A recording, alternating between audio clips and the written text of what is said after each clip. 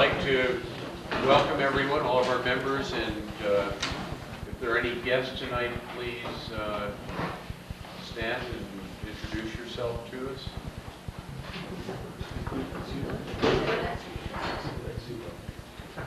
I'm Carol Morris. Welcome. Thank you. Well, you're old friends. Nice to see you. VCT's daughter. Very nice to see you.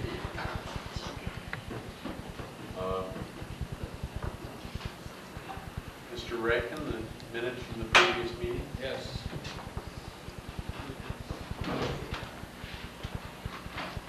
This is the minutes of the meeting of February 1st. This meeting was called to order by Don Geddes, President, at 7:30. Wanda Painter then led us in the Pledge of Allegiance to the flag. This evening, we had many guests, principally Chamber of Commerce members. There were 45 people in attendance. Minutes of the previous meeting were read by the Secretary and approved as read. The Treasurer's report, Jan is the Treasurer, showed we have $4,920 and there is no debt. Don Geddes told about a board meeting which he attended with some Chamber of Commerce members.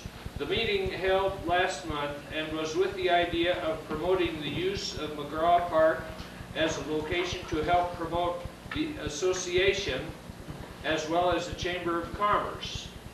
The Chamber of Commerce feels that it needs a downtown Bailey location. The business portion of the meeting was then adjourned and was succeeded by slides and the talk submitted by Gary Nichols, who is with the Park County Tourism Office.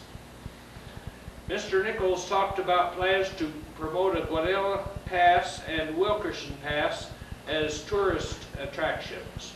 The Rural Electrification Association is the source of these suggestions. Mr. Nichols' slideshow was very good, the pictures beautiful, and were well explained by Mr. Nichols. After the slideshow, our president announced that the speaker for the next meeting is to be Steve Hickle, rancher at Shawnee. Refreshments tonight were prepared and served by June Fenton and Betty Simmons. Are there any amendments or corrections to the minutes? The board meeting that you referred to was attended by virtually the full board of both the Chamber and the Historical Society. Oh. And the substance of having an agreement between the Historical Society and the Chamber was put in the form of a motion by Bill Simmons, I believe. I forget who seconded it, but it was passed unanimously that we cooperate with the Chamber. And I'll put that in here. okay. Any other amendments? Minutes stand is corrected. Jan, Treasurer's report. Let me say I want to pass this attendance paper around. I'll start it up.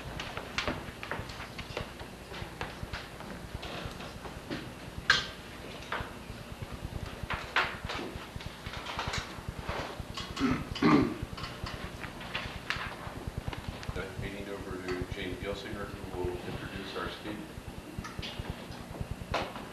Well, we have with us tonight a gentleman who has lived in the area most of his life. He's the stepson of Jess Fitzsimmons, who was a longtime rancher in the Shawnee area.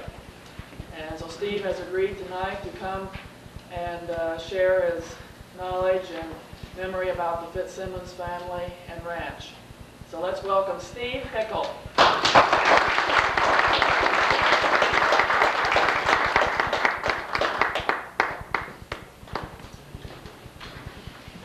Thanks a lot. I appreciate the opportunity to visit with you tonight about the Fitzsimmons family.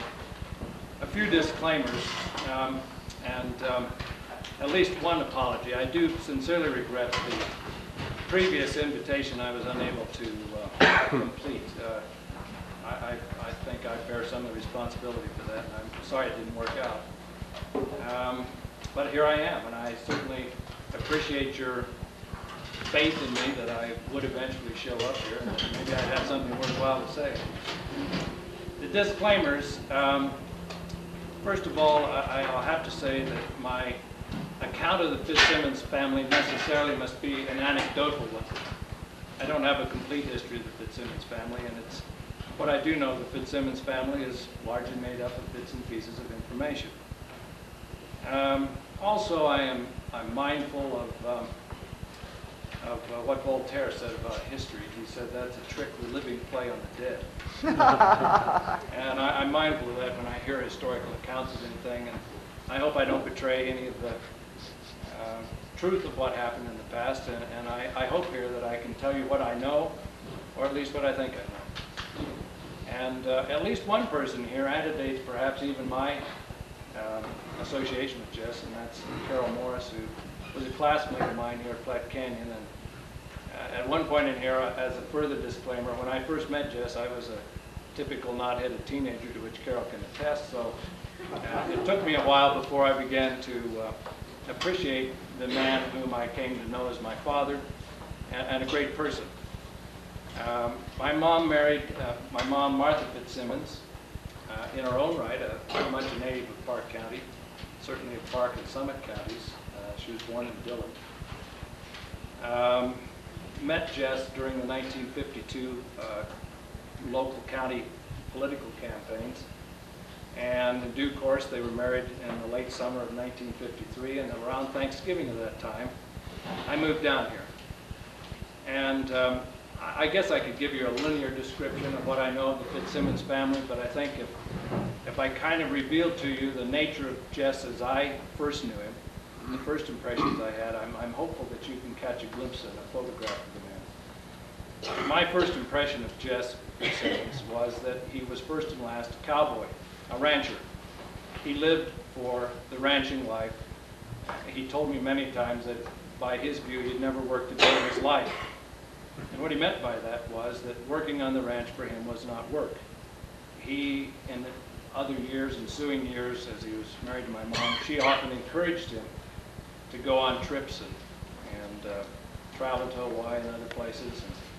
And Jess confessed to me that while he was willing to do these things and even might enjoy himself a bit, that getting out on the back part of the ranch and building a fence, believe it or not, or riding for cattle was far more preferable to him as an activity. Much enjoyed that a great deal more.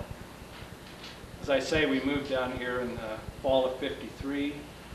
Jess had a home here in Shawnee, and his mother, Emma Macbeth Fitzsimmons, lived with Jess and Mom and us at the time. Near us, at what is now the little yellow house down here, Jess's older brother, Perry, and his wife, Irma, lived in that home. Jess had given them 30 acres on the edge of the ranch. Perry had been advised by the family in the late 40s to sell the family ranch, which was in the Berlin area, and perhaps Don and Eldridge know better than I, but that was the old Fitzsimmons family homestead, and where they now live, and that was their original home. Perry had ranched that up until the late 40s. He had suffered severe stomach ulcers and had most of his stomach removed. The family had held the belief that he wouldn't be able to return to work, and so they had sold the ranch. And of course, you can expect what happened. Perry made a full recovery, and so Jess gave Perry and Irma 30 acres on the end of the ranch, and they entered ranching together. I'll have to say that Perry was a real counterpoint to Jess. Where Jess was an affable, sociable, friendly, outgoing soul, easygoing man, a friend to all, Perry was somewhat more taciturn, reserved, a bit harder to get along with, I felt. And yet the two brothers had a complete understanding of one another, and they were able to work very well together, an understanding that wasn't always shared by other members of the family. But there had been an older brother as well, a brother Charles, of whom I know very little, except that he died at an early age in Montana. Jess's father had long since been deceased, Charles Fitzsimmons.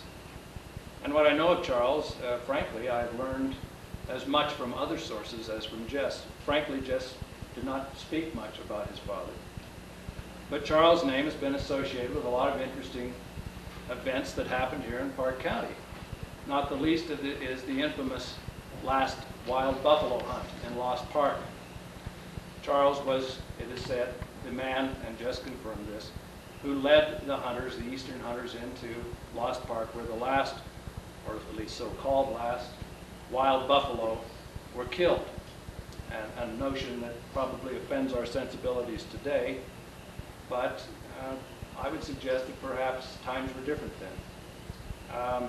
Charles, I guess, at least the best I can piece together, led a varied life. If you're ever at the Pike National Forest headquarters in Denver, you'll note that Charles Fitzsimmons held the longest tenure as a ranger on this district. He was a ranger for some 20 years in the Pike National Forest at the turn of the century. In later years, Jess would follow in his steps and serve almost 20 years as a forest ranger as well. But Charles had other interests. If you've seen the Helen McGraw-Tatum film, he also worked for the railroad. He also ran the small ranch, Berlin, and I have at least one letter where he had located a mica mine. And apparently mica was a prized and valuable thing in commercial grade, and people from Texas had written inquiring after this mica and samples of it in the hopes of developing it as an enterprise. So Charles did a number of different things. The other anecdote that I recall of him, well, two others. One was that he did sit on the trial of Rasmussen, the man who was charged and convicted and later hanged at Canyon City for the murders of the 3 Bordenville school board members, a story you've perhaps heard of related here. It's an interesting precedent, I always thought, and I serve now with the school board, and once in a while I have to remind our current board that there is at least a precedent in this county for shooting the whole darn board. So, and I keep that in the back of my mind when I deliberate on issues before the school board. But Charles did serve on Rasmussen's trial and was the jury that convicted him. So also he had some relationship, just only again I think as a recounter of his own version of the infamous Reynolds gang story, a story which I'm sure you've heard at least half a dozen different accounts. Reynolds gang story, as you know, occurred in the 1860s. This would have had to have antedated Charles, I believe, but he always told the story to Jess that, as it was recounted to him, that the man who had shot and killed the remaining Reynolds gang somewhere between Castle Rock and Pueblo had returned not long after that with a pack string and had gone up Deer Creek and had spent a couple weeks. So my dad, based on his dad's accounts, always suggested that had there been any gold that had been buried up there, it had long since been dug up by this man and had been spirited out of the county. And I might add as a further anecdote, and I told this story once, I don't know, to kids I think, and they got so excited about it. I used to ride with Jess a lot in the head of the 3 Mile area, and we were up there once when I was a kid. We're not headed teenage kid again, 15, 16 years old I guess, and we were at the head of 3 Mile. And if you've ever been there, there are gross reference points. You've got the mountaintops, Pataka and Tahana, Logan in the distance, and so on, by which to orient yourself, Mount Evans. But there's precious little else up there. It's pretty bare. Talus rock and some low bracken and lichen, that's about it. But Jess led me to a tree, and this is the truth. He took me to a tree and he said, you know, they'd always said that where that gold was buried, or near it, there was a knife buried in a tree. And Jess took me to a pine tree and showed me the knife blade buried in a tree at the head of 3 Mile. Well, of course, I was all excited, as any kid would be, and I said, well, let's look for the gold. And Jess, typical of him, said, we don't have time, we've got cows to find. So off we go and look for cows. Now, I was up there just this fall, I might add, looking for stray cattle again. And I sat there on the horse for quite a while and thought to myself, can I orient? I have a pretty good memory for these things. But for the life of me, I couldn't orient myself very well toward that tree. I do know it was east of the trail, and that it was virtually exactly on top, but that's a broad top up there. But it was well east of the trail, over toward the rising ground, over toward the Deer Creek side. So if any of you have some spare time, you want to go up there and search for that tree in the hopes of finding the knife blade, you're more than welcome to try. But that's as close as I got to the Reynolds Gaines gold. But again, the story emanates from Charles, I think. Jess's own life, again, is necessarily anecdotal. I remember Jess most from the stories he told me, at least his early childhood. He went to school in Bailey, and one of the stories that I've repeated a number of times at Fitzsimmons Middle School is he was walking home from school once as a kid, and it was late at night. It was winter time, not late at night, but late afternoon, dusk. There'd been a skiff of snow over the afternoon, and he had the uncanny feeling he was being followed. And despite looking behind himself several times, he could never discover anything, but he still couldn't shake this feeling he'd been followed.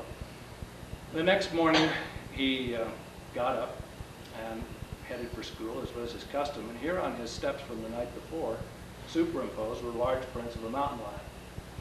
And he felt that he had been followed home by that mountain lion at the dusk of the evening, which quite likely could be so.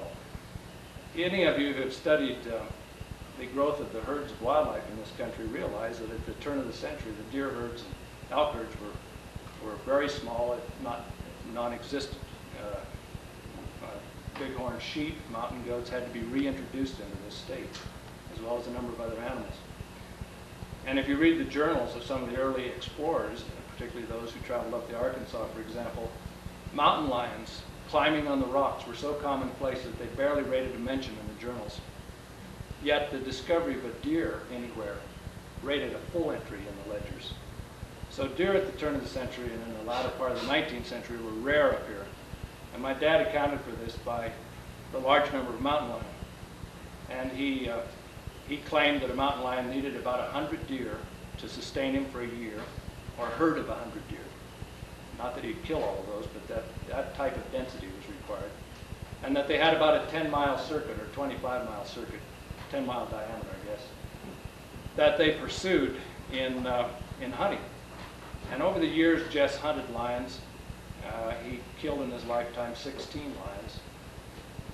He had only one lion dog all of those years, a dog named Jigs, hunted with a single dog that could tree these lions. One of his favorite hunting partners is a person whose name was in the paper here just recently, Ned Corbin. And Jess idolized Ned Corbin. Ned was some years older than Jess, but Jess idolized him as a rancher, as a rodeo rider, as a hunter. He told a story about Ned having found a deer track downriver from the ranch, which is now Farmers Union. And he found this deer track, he felt it was a buck track, early in the hunting season, but it was an old track. It was 2 or 3 days old. And so Ned continued to hunt for the remainder of the season. And near the end of the season, he hadn't found any more deer track. So he returned to that site, now some 10 days old, and started tracking this deer, and just said eventually he shot that deer in his bed. And he cited this story as an example of the kind of extraordinary hunter that Ned Corbin was, and he had a high regard for Ned. But the two of them hunted mountain lion quite a bit in this country. And Jess liked to hunt. I don't think he had a great passion for it, but he liked to hunt occasionally. He told a story that always amused me. When he was a young guy, he wanted very badly to kill a buck, as most young fellows do, and he hadn't had any luck in season, yet he'd located a buck west of Bailey over under Grouse Mountain after the season was over. And he debated a long while whether to go hunt that buck, but he finally succumbed to the temptation, and he went over and he shot and killed that buck. He was horseback. He loaded the buck on his horse, and he headed back toward the homestead in Burland. And he got to the old Bailey Road, and he stopped. Now it was dusk, and he waited for darkness, or as much darkness as he dared. And he was very much afraid that he would be captured or caught by the game warden, a fellow named Egan Vanderbeck. And Egan was as formidable as his name. I guess he had a rough reputation and was a tough bugger to deal with. And Jess was afraid of him. So Jess looked both ways, and he waited and waited and listened for any vehicles, and nothing came along, so he finally edged out on the road. And just as he got in the road, his saddle turned under the horse with a deer on it. And the horse, being a safe horse for a young kid, stopped dead, and Jess couldn't move it. So he feverishly was trying to get the saddle unhitched and get the saddle back on and the deer untied and get it all back. And he got engrossed in this, and he heard a voice.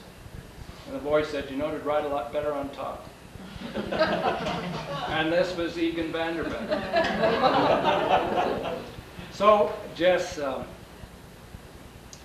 terrified he was going to be arrested, thrown in jail. But to his surprise, Egan said, "Here, let me help you." And they got the deer back on top and sent him on his way. And that story always amused me too, because Jess used to chuckle over that. Jess was a stout kid. You know, I never actually asked him, and I don't know this for an absolute fact, but I have a feeling that Jess completed his schooling about through the 8th grade. I don't think he ever went to high school. He told a third story, and this kind of suggests perhaps the kind of student Jess was, but I'm not too surprised about it as a kid.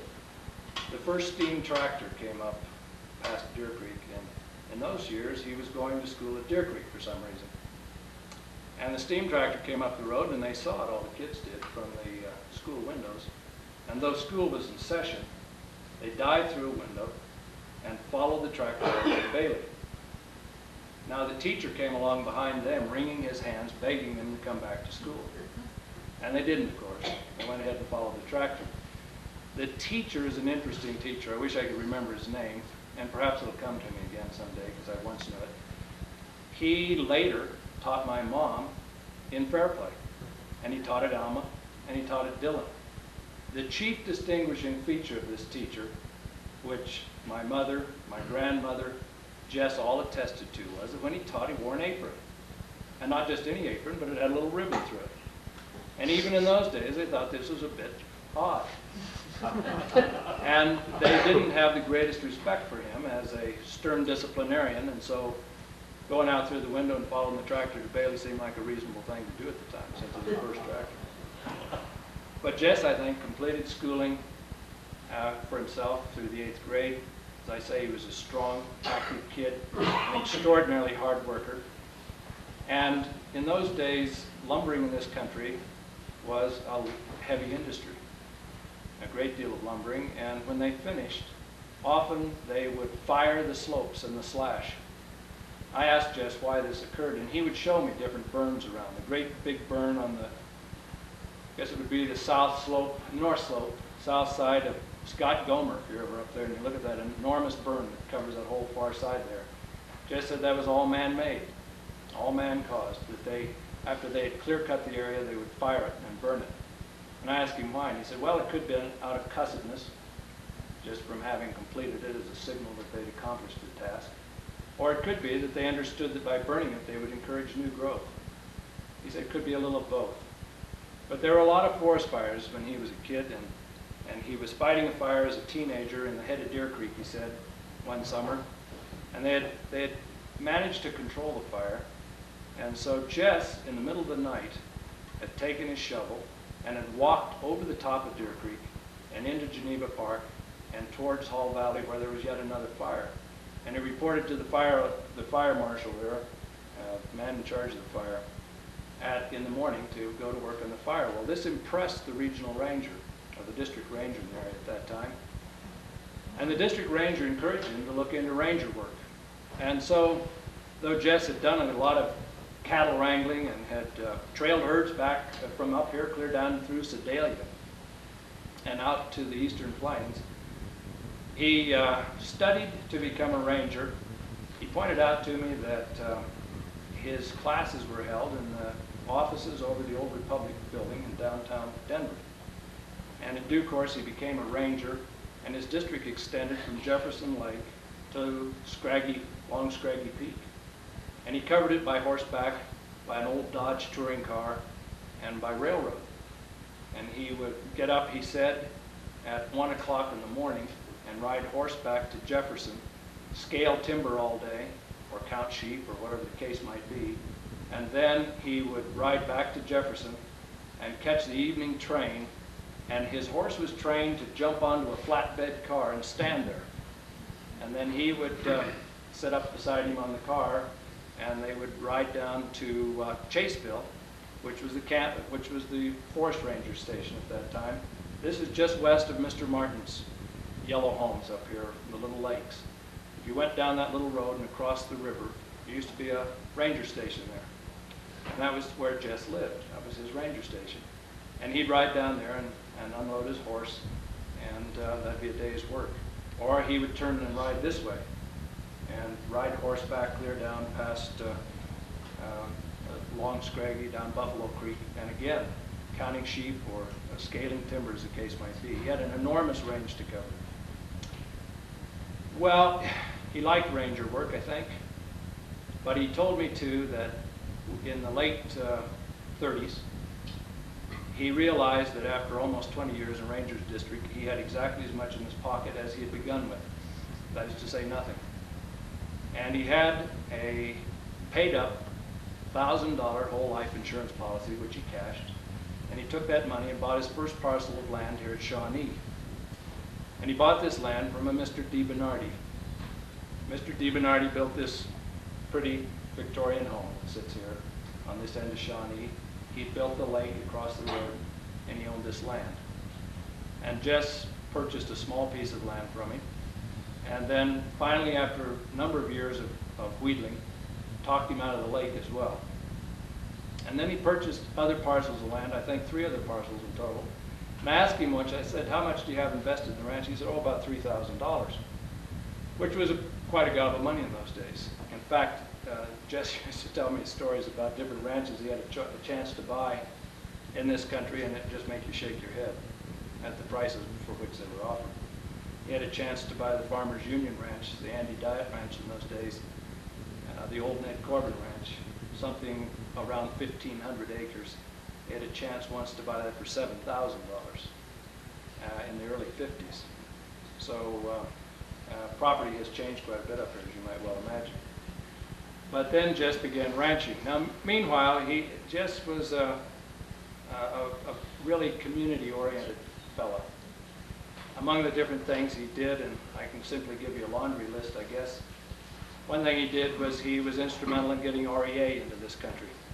He went back to Washington and pursued the REA coming into this country. And after he came back from Washington, it was he who went to every landowner and gained easements for the poles, for the light system and the power system that came in here. He helped form Central Colorado Cattlemen's Association. The Park County Colorado Cattlemen's Association was its first president. He helped form the volunteer fire department here, served as one of its first directors, and for many, many years served as a director. He helped unify the school district and served as a board member and board president in years past. He helped form the Forest Service Advisory Board and served on that for years, the Upper South Platte Water Conservancy District. And he served as a county commissioner in this area. In fact, a footnote to that, there was a time when both my grandfather and my stepdad were both county commissioners at the same time, which I used to kind of thump around the school about, but didn't get me much. But I thought that was kind of an interesting idea. But I started by saying that Jess was first and last a rancher, and while he was very much civic-minded, and after marrying Mom, I think he'd always been a very social person, but with Mom's urging and Mom's interest in politics and general love of life to begin with, they were a center of a lot of parties in this community. They had post-election parties and pre-election parties and bridge parties and Christmas parties and parties, and had an awfully good time. And I'm glad that they found each other when they did, because I think they both helped each other a good deal. But as I say, Jess's first life was ranching. He loved to go out and work. He was a hard worker. I can remember different things we did that amazed me. He liked pitch posts for fence posts. Never bought a post in his life, as far as I know. And we'd go out and scare up these posts. He always had them located someplace, and we'd go look for them. We had an old 41 Ford pickup, two-wheel drive, little bobtail bed on it. We put that thing in amazing places. And where we couldn't get to the post, we'd walk and cut the logs up and then split them by hand, Abe Lincoln style, and then pack them out. And if he had a big log he wanted it for a particular corral post, I remember helping him at the head of Snake and Trail with a post that I couldn't lift the end of it. And he finally lifted the end and had me hold it up in the air, which I could do. And then he got under it and lifted it and carried it a quarter of a mile with a pickup.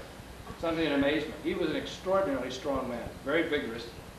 Yet at the same time, all his life, he suffered from diabetes. And he took insulin daily. And yet we'd get out and work terribly hard. Of course, he would use up his sugar, and he would need some sugar, and would begin to suffer perhaps an insulin reaction. And so he'd sit down. He always carried Kraft caramels with him. He'd sit down and take a Kraft caramel and eat that, and then he'd be fine again, and away we'd go. But he, as I say, was a hard worker, enjoyed ranching most of all. His last horse was a horse named Duke. And Duke was one of 3 horses that a rancher friend had brought him to, had delivered to him at the stock show from South Dakota. Morgan bred horses, and a big, huge gelding, big blaze on his face. We didn't get around to breaking these horses till they were about 5 or 6 years old. Ever try to break a 5 or 6 year old horse? They have some habits, and they're well ingrained, and it's kind of hard to get them out of it. And yet Jess was determined to ride Duke. And so we went to work on him, and we got him rough broke, and we gathered cattle on him here in the spring of the year. And behind the ranch, if you've been in this lower area, the country is broken by little draws, for the most part heavily treed, steep, rocky. And the horse behaved pretty darn well through all of that. And we finally got the park driven up to got the cattle driven up to Geneva Park. And in those days, we, as you've noted in that film, I think all of you have seen, drove them up the highway. Got them in the park, and a few days later, it was time to go salt the cattle. And we packed salt into Scott Gomer and other places. So we went up there, and we unloaded the horses at the corral. And Jess said, you know, he said, I think I'll get on here in the corral. And he said, why don't you snub him for me, which meant that I got my horse crosswise to his, and took a close dally on my tree of my, or the horn of my saddle. Got a close dally there so the horse couldn't leap forward on him. And that was the one problem Jess had. He was close coupled, thick set, strong, powerful man, but he had a tough time getting on these tall horses, particularly from flat ground. And particularly since he always insisted on wearing a heavy, stiff pair of chaps. So it was a struggle sometimes. We were always looking for a suitable stump or a rock for him to get organized, get on his horse. Well, here in the corral is pretty flat, but we finally got him on the horse. Now, mind you, Jess was in of advanced age. He was in his late 60s. And we opened the gate, or the gate was open, I guess, and we eased out, and there's a wing fence there, a crowding fence to gather the cattle against. And we turned that corner, and he said, I think he's okay. We made a few loops around the corral, and I'd given him a halter rope. So we went out, and we rode around the end of that wing fence, and Duke, you could just see the wheels turning. He got to look, and he said, geez, I've never seen so much open ground. And he broke in two. And he bucked for about 300 yards, or 200 yards. He bucked clear across the highway and clear over in the bog below Spring Rock. Howard and Carol know where that is. And I'm loping along behind trying to catch up and help out, and Jess made a whale of a ride, I'll have to say. Till he got in the bog, and the horse got foundered and floundering around and threw itself over backwards, and Jess bailed out. Lit on his back, scared me to death. And the horse took off down the road, toward Mises, as a matter of fact. And I rode up there, and Jess was collecting himself, and I said, are you okay? And he said, go catch that horse. So I went and got the horse and brought him back, and I said, well, what are we going to do? He said, well, I'm getting back on. So we got back on, and I led the horse up to Wrangler Flat.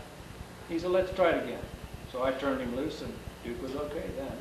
And we went the rest of the day, but it always amazed me. that Jess, in his late 60s, you know, here he got bucked off, didn't seem to bother him much. He had told me, in fact, that there was a time once when he thought he'd broken his neck riding a horse. I'd gone to the doctors and had an x-ray, and the doctor came out and said, you know, you did break your neck. Not this time, but sometime in the past, you've broken your neck. And so Jess had always had a stiff neck, and this, he couldn't turn it much, but that was typical of Jess, that he was a tough guy, and a wonderful guy, a great father.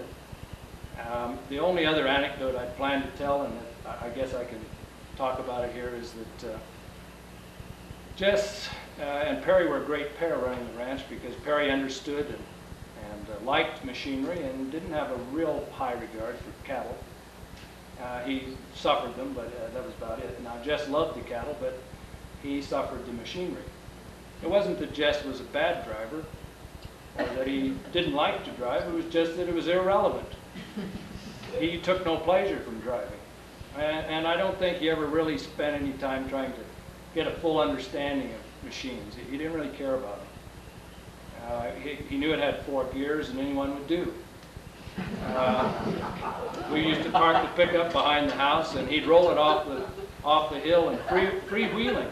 Now, mind you, his neck was stiff, so he couldn't turn his head, but he kind of knew where to guide it. And we'd rip down off the hill backwards in this pickup, scare me to death, roll it on the flat, and then we'd start fishing for deer.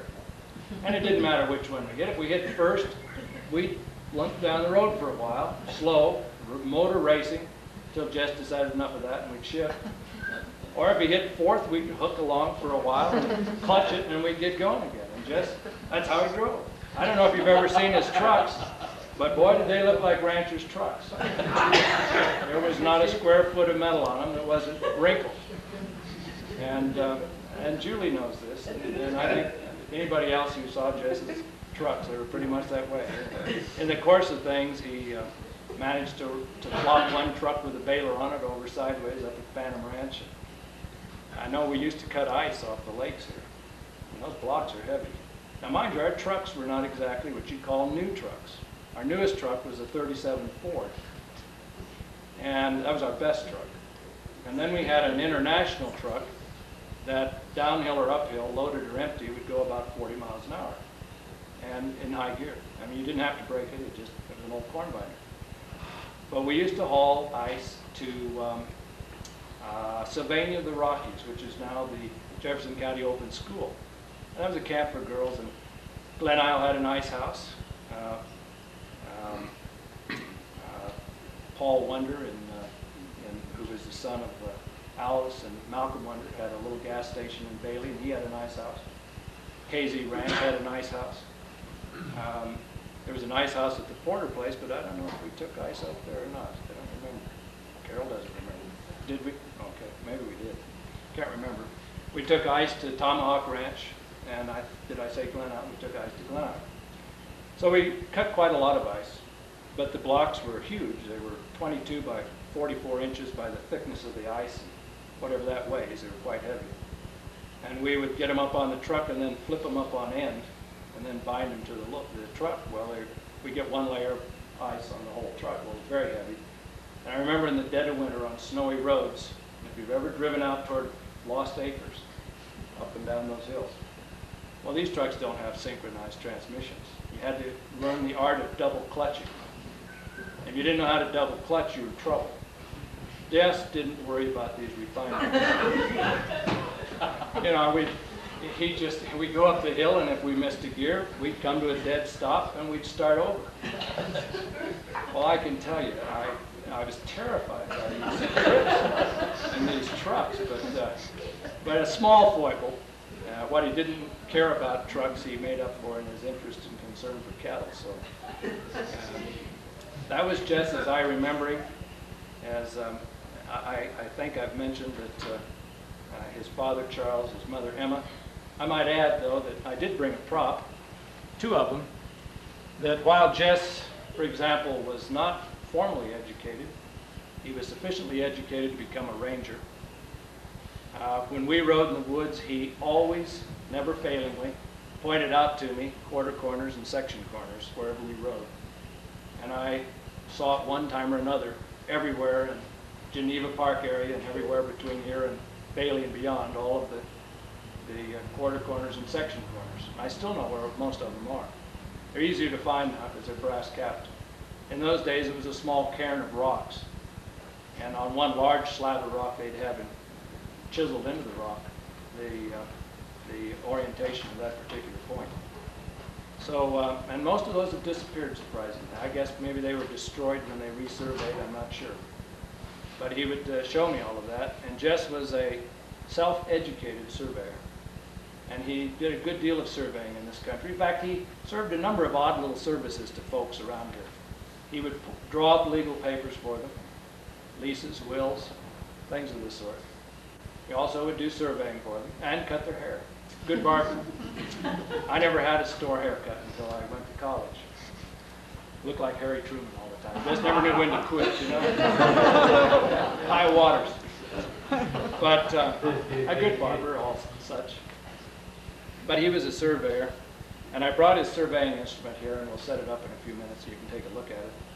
He surveyed Belford Heights, and thereafter laws changed and required the services of a licensed surveyor. Surveyor in those days was a fellow named Gerald Galloway from Alma, and Gerald resurveyed Belford and said that the surveys were virtually identical. So Jess was a very good surveyor, and when you see the instrument we use, you might be a little surprised by it. Certainly not the laser rigs that you see along the highway these days. The other thing was that, and again, I have a tough time sorting these out chronologically, and I'm not even going to try, but at some point, Jess's mom, Emma, had run a large hotel boarding room type of place called Mount Vernon, which was about a quarter of a mile up Crow Creek between Belloil and what I call the Mabel Hall cabin.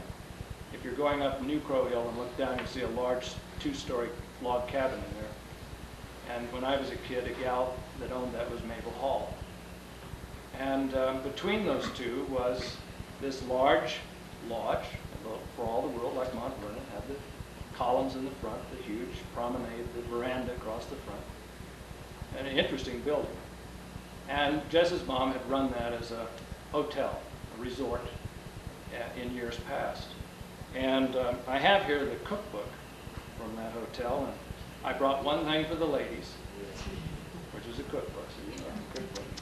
It has a letter in the back to a Miss Edna B. McGraw, and it says, "Dear Madam, orange cocktails are made," and it goes on, whoops, I have to look there, "by cutting the oranges into halves crosswise, scoop out the pulp," and so on. Mayonnaise of celery is made by cutting into small pieces crisp celery and mixing it with mayonnaise dressing. Very truly yours. Signature I don't read carefully, but the letterhead is the Platter's Hotel in St. Louis, Missouri. And it has pictures. So she had written for these recipes for her hotel. I guess I could talk, I guess it's unfair to anyone to try to compress a whole life and remembrances of a person into a few minutes, 10 or 15 or 20, or how much time I've taken. It's kind of unfair. I guess I could go on with other anecdotes that Jess told me over the years. They come to mind as I stand here. And, but I'll stop at this point. And if any of you have comments or questions you'd like to ask, I guess that might be something I could respond to. Yeah, Don. Steve, could you talk a little bit about the cattle drives up from here to Geneva Park? Okay, yeah, I deliberately left those out because I had anticipated that most of the folks here had seen those films, but I can talk about those.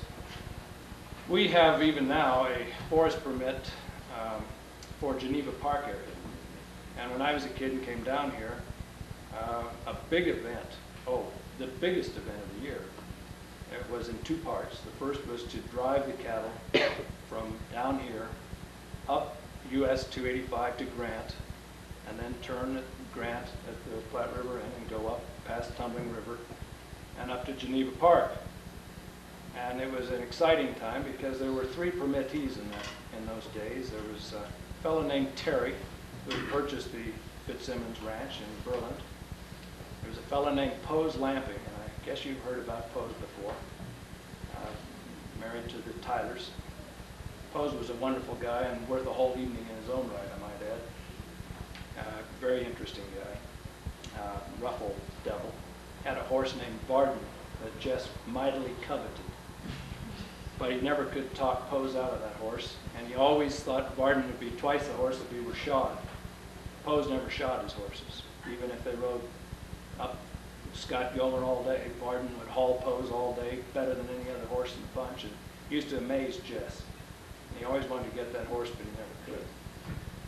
But the three of us, Jess and Pose and Mr. Terry, had, I guess it's hard to remember, but it was something over 250 head of cattle, approaching 300 and some odd heads of cattle, that we gathered behind from Bailey to Grant that ran in the low range back here. We gathered those. We gathered them here in the front lot right across the road from here. Excuse me, right at dawn, as soon as you could see anything, we'd turn them out on the highway with the old 37 in the back to pick up little calves that wore out, throw those calves in the back to get a free ride up. And then we'd have somebody in the folks' old 48 Chrysler up ahead of the crowd with a big sign that said, "Cattle ahead." And there we'd go. And there was very little traffic, so we made pretty good time. We usually would get to Grant by 10 o'clock in the morning, and somebody would stop there, usually Perry, who drove the truck, and he would pick up lunches made for us at Platte River Inn, hot lunches, and throw those on the floorboards of the truck, and then we'd keep pushing, and the cattle would separate. The cattle knew this country. In fact, I think that's how I got to know the country so well, is because the cows taught it to me. Between Jess and the cows, we learned the country. And the cows knew they were going to the park, and some old gals would light out, and you'd never see them again when you got to the park. They quit for nothing, and away they go. And then in the arrears, you had the younger cows, the little baby calves, the bulls that wanted to quit because their feet were sore, and it was hot and the flies were at them. And we would fight them, and I always had to stay in the rear. Jess always wanted me back there to watch for strays. And others who helped us would pick off a bunch in the middle, and they would take those on up and feed us to the park. But sometime around 2 o'clock, we'd get them all up there, and we'd hold them in the bottom, and then the next day we would gather again, drive them to the corral, sort the cows off, and we'd have a big branding, and it was a big event. People in this country would all show up for the branding. It was a big event for Carroll's folks. They had Tumbling River Ranch, and the guests would come and film the branding and tape recorded, and it was a regular Hollywood set in a lot of ways. Mom would cook big pots of beans and this sort of thing for lunch. And we'd have a good old time, a regular old-fashioned branding. Cowboys would rope the calves and drag them out. And I always had the romantic job. I never did anything. I had to learn all the other things you do to calves after I came back from California, because I had one job and one job only, and that was when the calf was drug out, you throw it on the ground and sit on it. And that's what I did. So that was the drive and the branding, and I hope I've given you some flavor of what that was like. What time of year was it that you went up? April, did you say? With the cattle? No, our permit started June 1 down here, lasted a month. We gathered around the 1st of July, and we would brand sometime around the 4th of July, rarely on the 4th, because Bailey in those days had quite a nice celebration. And buffalo barbecue, horse show, all this. It's quite an event in its own right. So we would brand either the 3rd or the 5th or 6th, somewhere like that around the 4th of July. What year? What years? Well, for me, the brandings were from 1953 through 1964, and then I moved to California for 10 years. I think the drives up the highway continued until about 1966, thereabouts, and then we had to discontinue them because of the increased traffic on 285. It became impossible to control the cattle, and the traffic, people changed in their nature and became impatient, didn't want to be stopped by cattle, so it became a safer thing to just truck them up from that point on. that's what I do now, is I truck the cattle up around the 1st of July each year. And the calves have changed somewhat. The calves were still manageable in July. Now we brand in mid-May because we dare not let them get any bigger. We won't be able to handle them. So genetics and types of cattle have changed quite a bit, and the cattle are a lot bigger. And so we handle them quite a bit earlier before we put them up there. And we brand here in mid-May each year, and it's still a big event. We have 40, 50 people show up for branding, and we have all-male macho branding crews, and we have women's lib branding crews. We have co-ed branding crews, and we have teeny bopper crews, and we match to little calves. Everybody gets in the act, and many a lady from Denver who's sitting there in her LL Beans and saying, oh, I don't want to be part of this. We have her down in the mud and whatever in a few minutes sitting on a calf. So it's still a big event up here, and everybody looks forward to it. Yeah. Yes. There's another old homestead house up in Berlin, there used to be anyhow. Whose house was that? Was that over the house? Toward Denver? No. Well, if you've been up there, it's between Conifer and Drive and Yellow Pine Drive. There was a bunkhouse and a house and a coop of some kind. I can't remember what all they were. I was going to say the Howard place. There was a family that my dad mentioned a good many times and characterized as real old timers in this country were the Howards. And I just don't know, Carl might have some enlightenment there, yeah. There were 5 or 6 homesteads down there when I came up here in the 30s. And one was Cross Jones. Yeah, he was farther downriver. And then there was Barrett's, where Sisson's place is. Yeah. And George Nichols was down on Deer Creek. And Howard's was over on the other side toward Rolling Valley. Yeah. And back in there was there. someone else, I can't recall it. This one doesn't match any of But there those. was so- Yeah, and it was well, there, you're 'cause going it to have was to there do a when- little research. I just really honestly don't know. Because it was there when we moved up here. Yeah. The house fell down not too long after we moved up, but the bunkhouse was still there. And of course, it's all been subdivided in there now. And I don't know if there's just anything left of it or not. I remember Howard's daughter came over and got some of the wood to finish their little cabin. Other than that, that's all I know about it.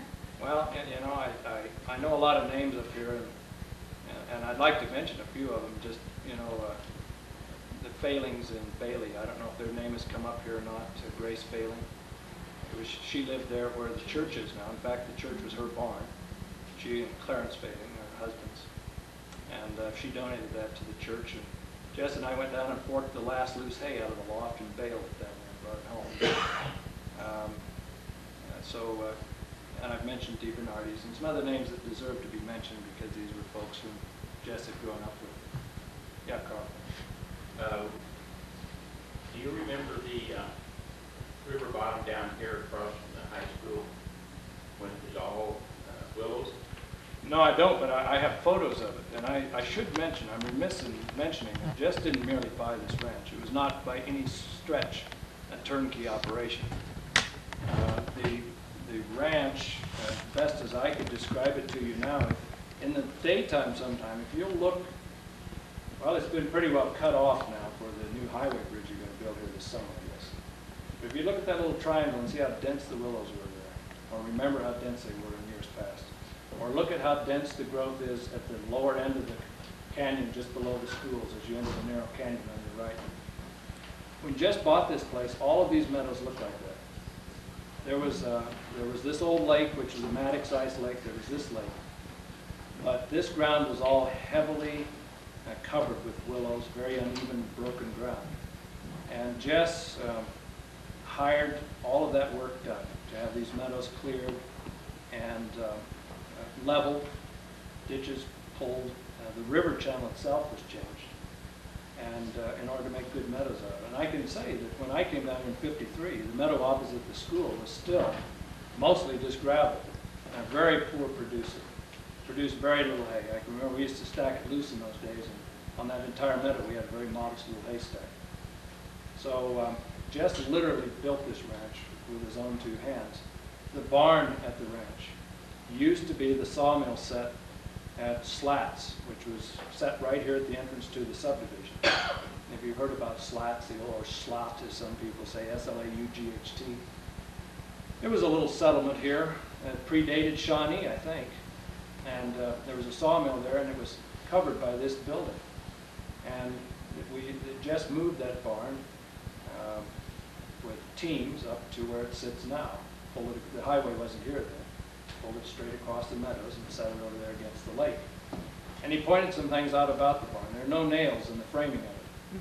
It's all dowels and tenons, you know, and dovetailed together and pegged barn. And the wood is of interest to me too, because he pointed out to me that the kerf's marks from the saw were not circular, not arced. They're straight. He said, "Do you know why?" And I said, "No, I don't." He said, "Because these boards were cut by a water-driven bandsaw, or a vertical saw." And if you've seen the movie Dancing with Wolves, when you get to that one point at the jump-off place where the army officer goes out to the porch, you go by a man who's running a sawmill that's running that vertical saw. And it was that kind of saw that sawed these boards, and they're still in the barn over there. So the building's quite old, and quite an old barn. I'd like to add one last thing, and just as an anecdote for people to look for if you ever want to do this. It's something I've looked for again, I can't find it. When we rode in Deer Creek, and the cattle really knew Deer Creek, and we used to go over there a lot, they were arduous rides. We'd ride from here, ride clear into the cirque on the east side of Logan looking for cattle. And on our way, Jess always liked to show me things, and what he showed me were the old still sets in Deer Creek. There were any number of stills hidden in the Deer Creek area. Charlie Royal, the Royal Ranch, in fact, had been caught by the revenuers and had done time in Canyon City for making whiskey over there. And Jess showed me Charlie's still, and it was a wonderful thing to see, I'll tell you.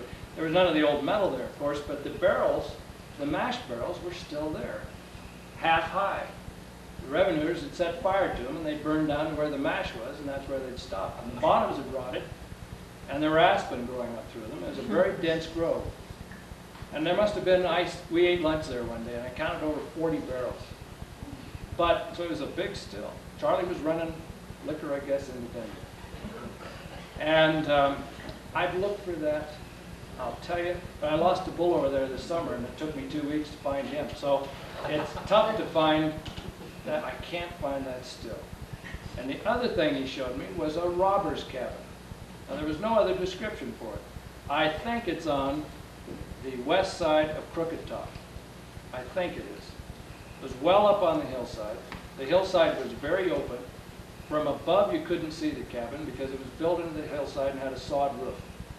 The front of it was extremely old, huge logs, and it had vertical slits cut, no windows. And Jess said those slits were where they could fire out and see, but it would be difficult to fire into it. And they commanded the whole view of the trail below. And it was out in the open. But I'll be darned if I can find that cabin either. And I'll bet you there's some remnant of it still there because the logs were enormous. So if you're ever over in that country and you're looking around and you're scared up, let somebody know about it because he told me those stories too. He showed those things too. Well, thanks for your attention. I hope this has been something of interest.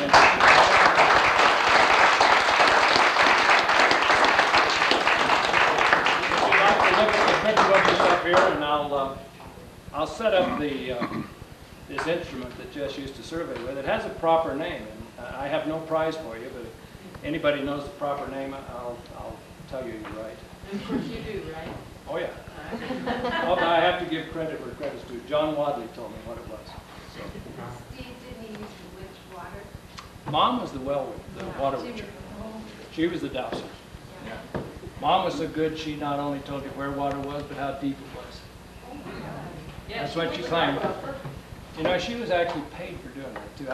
I used to bawl her out for that. I said, you know, it's one thing to say you're a witcher, but to take money for it. And I drove her down to Lake George, and she witched young couples well down there, and they followed her around like she was who's this magician that's going to show up in Denver? Anyway, David Copperfield, and they were just in awe. And she had her little dowser. Well, she used metal rods, copper or brass metal rods for the witching. And then, so help me, she had a piece of baling wire. It was about this long. The end was coiled like an old stove poker lid handle. And she would hold that. She'd stand there like this, and it would begin to bob, and then she'd start counting. She'd say it's 115 feet to water. See, I don't exactly buy all that. She used to witch well. She did.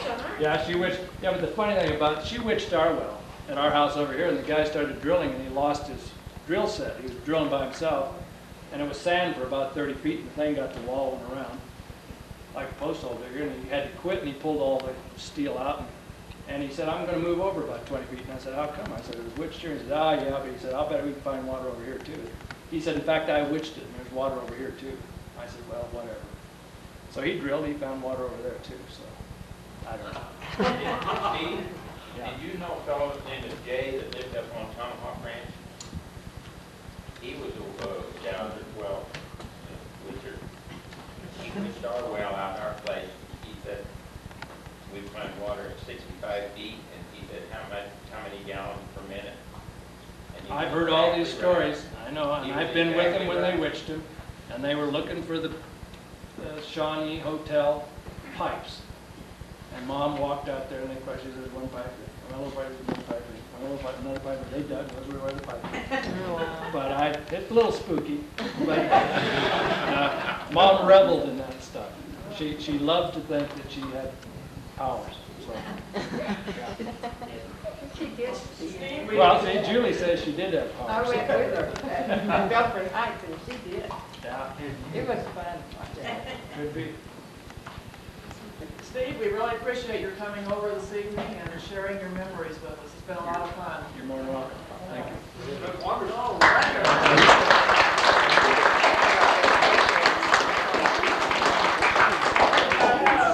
One word about our program next month. We're going to have Jim Dreyer. He's an artist who travels around the different historic areas in the state and does sketches and drawings. And she's been here before. She was here, I think, 4 or 5 years ago. And she said she's done some new things since then. She mentioned some mining camps and the Santa Fe Trail. So I think I didn't know until John told me.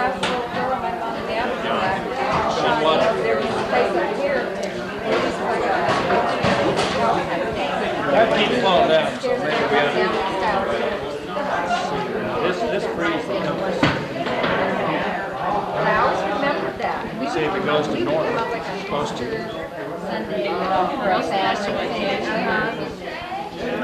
Yep, it does. It's north, folks. Magnetic.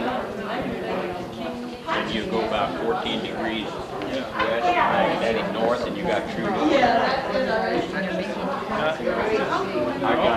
I got an army engineer on my time. Are you filming? Yeah, you want to be in it? Oh, no, I want to be back.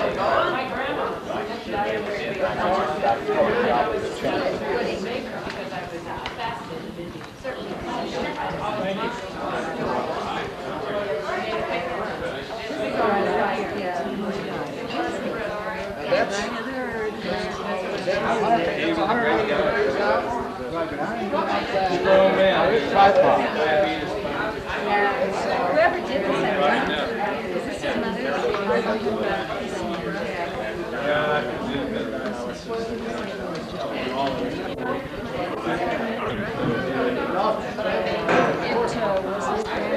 His grandmother had How they bounce on the